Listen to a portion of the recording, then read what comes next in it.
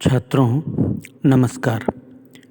पुनः एक बार आप सभी लोगों का ऑनलाइन कक्षा में मैं डॉक्टर सूरज लोकापुर, प्रवक्ता हिंदी विभाग, गोगटे उपाधि पूर्व वाणिज्य महाविद्यालय बेलगावी की ओर से एक बार स्वागत करता हूँ। तथा जैसे कि अभी हमारे व्याकरण संबंधी कक्षाएं चल रही हैं, तो उसी सिलसिले में आज हम आपके व्याकरण विषय में जो सबसे महत्वपूर्ण है परीक्षा की दृष्टि से आसानी से ज़्यादा अंक प्राप्त करने के लिए, वो है अनुवाद अभ्यास, जो परीक्षा की दृष्टि से अत्यंत महत्वपूर्ण है।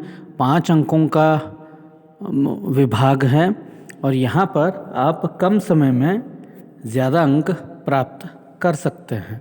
तो उसके लिए क्या क्या आवश्यकता होती हैं, उनके ऊपर आज हम चर्चा करेंगे। तो छात्रों, अनुवाद अर्थात है क्या? अनुवाद शब्द के लिए अंग्रेजी में जो उपशब्द है वह है ट्रांसलेशन। एक भाषा से दूसरी भाषा में अनुवाद करना या अनुदित होना। जैसे परिभाषा के रूप में अगर हम देखें, एक भाषा में प्रकट किए गए विचारों को दूसरी भाषा में रूपांतरित करने को अनुवाद कहते हैं। अनुवाद करने वाले को अनुवादक और अनुवाद की हुई रचना को अनुदित रचना कहते हैं। अनुवाद की श्रेष्ठता अनुवादक की योग्यता पर निर्भर करती है। अनुदित रचना तभी दोष रहित या निर्दोष समझी जा सकती है जब मूल लेखों के भावों की पूर्णतया रक्षा की जाए और अनुदित रचना में वही शक्ति हो जो मूल रचना में वर्तमान होती है। यह काम आसान नहीं है। वास्तव में अनुवादक का कार्य स्वतंत्र लेखक से भी अधिक कठिन होता है, क्योंकि छात्रों, स्वतंत्र लेखक अपनी मातृभाषा में सशक्त रहता है और वह अपनी मातृभाषा के शब्दों के साथ आसानी से खेल सकता है। उसका जो डिक्शन होता है, उसकी जो वोकेबलरी होती है, उसका जो भाषा सामर्थ्य होता है, शब्दकोश होता है, वो अत्यंत सुदृढ़ होता है। तो अपनी मातृभाषा में हम आसानी से लिख सकते हैं, लेकिन मातृभाषा के लिखित कार्य को, रचना कार्य को अन्य भाषा में यथावत प्रस्तुत करना कठिन काम है। तो उसी को यहाँ पर लेखक बताते हैं। किसी भी भाषा में अनुवाद अनेक प्रयोजन से किए जाते हैं या होते हैं। इसके बिना कोई भी भाषा विकसित नहीं हो सकती। अगर आपके भाषा का साहित्य दूसरी भाषा में अनुवादित नहीं होता, अनुदित नहीं होता, तो भाषा का प्रसार, भाषा का विकास नहीं हो सकता। इस वजह से भी अनुवाद की आवश्यकता पड़ती है। जिस तीव्रता के साथ अंग्रेजी में अनुदित ग्रंथों का प्रकाशन हर वर्ष होता है, उतना हमारी अन्य भाषाओं में नहीं होता। यद्यपि पिछले 100 वर्षों में अगर हम देखें तो दूसरी भाषाओं से, जैसे अंग्रेज़ी, बंगला, मराठी, गुजराती, उर्दू, फारसी इत्यादि मुख्य हैं, उनमें हिंदी में भी अनेक ग्रंथों के अनुवाद हुए। तथापि अभी भी बहुत सारे काम करने बाकी हैं। तो हिंदी में भी अभी अनुवाद की परंपरा देखी जा रही है। तो अनुवाद कितने प्रकार के होते हैं? मुख्य रूप से इन्हें अगर आप जान लोगे तो आपको परीक्षा की दृष्टि से अनुवाद अभ्यास में आसानी पड़ेगी। तो अनुवाद कुल मिला के 3 प्रकार के होते हैं। पहला होता है शब्दानुवाद या अविकल अनुवाद। अविकल अर्थात जिसमें कोई बदलाव नहीं आता, यथावत, जैसे का तैसा। इसको हम ट्रांसलिटरेशन भी कहते हैं। लिटरल ट्रांसलेशन या फिर ट्रांसलिटरेशन, दोनों नाम से ये पहचाना जाता है, शब्दानुवाद। लेकिन अनुवाद के हिसाब से अगर देखें तो शब्दानुवाद अत्यंत कमज़ोर या अवांछित महसूस होता है। लोग इस पर विश्वास नहीं करते क्योंकि इसमें क्या होता है, एक शब्द के लिए प्रति शब्द रखते हुए अनुवाद किया जाता है। वहाँ पे अनुवाद के बाद प्रस्तुत होने वाले वाक्य या मिलने वाले वाक्यों में वो प्रभावोत्पादकता, अर्थगर्भिता नहीं बचती। वो शब्द के प्रति शब्द अगर आप लिखते जाओगे तो वो सही अनुवाद नहीं माना जाएगा। दूसरा है भावानुवाद।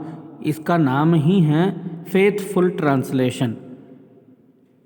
यहाँ पे अनुवादक क्या करता है, जो मूल कृतियाँ हैं या जो मूल रचनाएं हैं उनको पूरी तरह से एक बार पढ़ लेता है।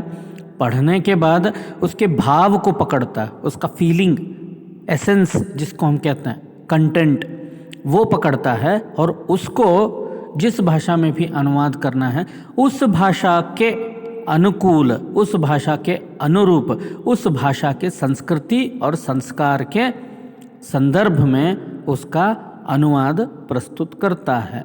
इसलिए इसको कहा जाता है फेथफुल ट्रांसलेशन। मतलब यहाँ पे हम 99.8% ऑफ एक्यूरेसी देख सकते हैं। गलतियाँ बिल्कुल ही कम होती भी हैं, 0.2% की होती हैं, है ना। मतलब 1% से भी कम की गलतियाँ यहाँ पे आंकी जाती हैं। तीसरा है स्वतंत्र अनुवाद, फ्रीलांस ट्रांसलेशन इसको कहा जाता है। स्वतंत्र अनुवाद, यहाँ पे क्या होता है, दो भाषाएं होंगी। मतलब एक भाषा वो जिसमें रचनाएं प्रस्तुत हैं, दूसरी भाषा वो जिसमें अनुवाद करना अभी बाकी है। लेकिन यहाँ पर अनुवादक करता क्या है, जो पहली भाषा की रचनाएं हैं उनको स्वतंत्र रूप में, मतलब वहाँ पे अर्थ वही आएगा लेकिन वो लिखेगा पूरी तरह से दूसरे प्रकार से ही लिखेगा। तो इसे फ्रीलांस ट्रांसलेशन या फिर फ्री ट्रांसलेशन कहा जाता है।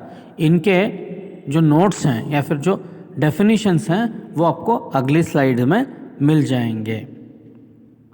जैसे पहला है अनुवाद, शब्दानुवाद, वो कैसे होगा उसका यहाँ पे परिभाषा आपको जो अभी मैंने समझाया वही परिभाषा यहाँ पे लिखित है, इसको आप सेव कर लीजिए। दूसरा है भावानुवाद, किस प्रकार से लेखक के मूल कृति का अनुवादक भावपूर्ण अनुवाद करता है या फिर अर्थपूर्ण अनुवाद करता है, उसका यहाँ पे विवरण दिया गया है। और तीसरा है स्वतंत्र अनुवाद। स्वतंत्र अनुवाद की भूमिका कहाँ कहाँ पर आती है उसका यहाँ पर विवरण दिया जाता है। स्वतंत्र अनुवाद को छायानुवाद भी कहा जाता है, रिफ्लेक्स्ड ट्रांसलेशन भी इसको माना जाता है। मतलब ये मूल कृति का डुप्लीकेट होगा लेकिन मूल कृति से इसमें केवल भाव आएंगे, बाकी शब्द अलग ही होते हैं, अन्य ही होते हैं। अब छात्रों, हम द्वितीय पीयूसी या उपाधि पूर्व वर्ग की अंतिम परीक्षा की दृष्टि से अगर हम देखें तो अनुवाद अभ्यास का महत्व पूर्ण रूप से 5 अंकों के लिए आता है यहाँ पर। और हिंदी में अनुवाद कीजिए इस प्रश्न के संदर्भ में प्रश्न पत्रिका में जो पूछा जाएगा वहाँ पे आपको कुल मिला के 1 अंक नियत वाले या 1 अंक निर्धारित 5 अनुवाद के वाक्य दिए जाएंगे जो अनुवादित हो चुके हैं। पहला वाक्य होगा अंग्रेजी का जिसका कन्नड़ भाषा में अनुवाद किया जा चुका होगा और आपसे पूछा जाता है हिंदी में अनुवाद कीजिए। मतलब अब या तो अंग्रेजी वाक्य पढ़कर उसको हिंदी में लिख सकते हैं या फिर कन्नड़ वाक्य पढ़कर उसको हिंदी में लिख सकते हैं। यहाँ पर ध्यान देने वाली बात है, कई बार ये होता है कि अंग्रेजी में किसी शब्द का पर्यायवाची या फिर उसका समानता रखने वाला शब्द हमें हिंदी में नहीं मिल पाता, तब अड़चनें आती हैं, दिक्कत होती है और अनुवाद बिगड़ जाता है। तो प्रिय छात्रों, एक बात ध्यान रखिए, भारतीय सभी भाषाओं में शब्दों का आदान प्रदान चलता रहता है और भारतीय सभी भाषाओं की वाक्य रचना पद्धति एक समान है। इसलिए ये श्रेष्ठ अनुवाद आपका होगा, अंक बिल्कुल नहीं कटेंगे। अगर आप कन्नड़ में जो लिखा है, कन्नड़ का वो जो वाक्य है वो अंग्रेजी वाक्य का अनुवाद ही है, तो अगर आप कन्नड़ वाक्य को यथावत अगर शब्द से शब्द, शब्द प्रति शब्द अनुवाद भी करते हो तो भी आपका अनुवाद सटीक रहेगा, पूर्ण होगा। तो इस प्रकार आप परीक्षा की दृष्टि से अभ्यास कर लीजिए। कहीं पे अगर कोई समस्या आती है तो आप पूछ सकते हैं। तब तक के लिए धन्यवाद। अगली कक्षा में हम निबंध लेखन को लेकर चर्चा करेंगे। धन्यवाद।